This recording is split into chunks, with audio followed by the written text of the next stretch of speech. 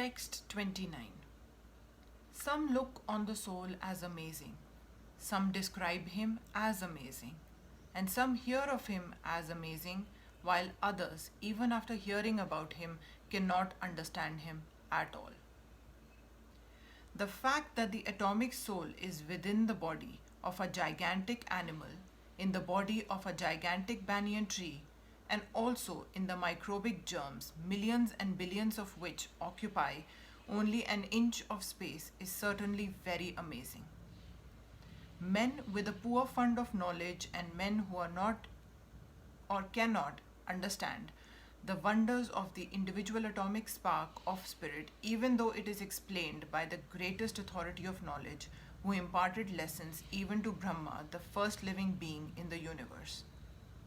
Owing to a gross material conception of things, most men in this age cannot imagine how such a small particle can become both so great and so small.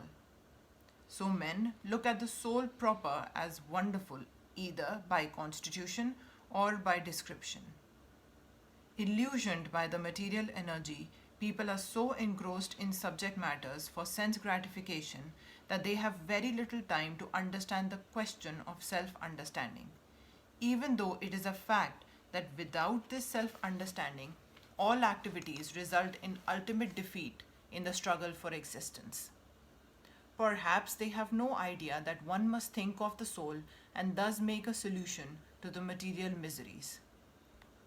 Some people who are inclined to hear about the soul may be attending lectures in good association, but sometimes, owing to ignorance, they are misguided by acceptance of the super soul and the atomic soul as one without distinction of magnitude.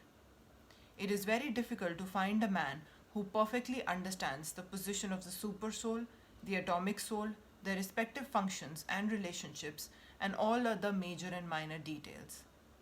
And it is still more difficult to find a man who has actually derived full benefit from the knowledge of the soul, and who is able to describe the position of the soul in different aspects.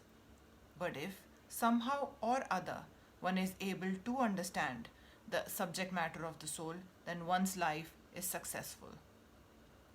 The easiest process for understanding the subject matter of self, however, is to accept the statements of the Bhagavad-Gita spoken by the greatest authority, Lord Krishna, without being deviated by other theories.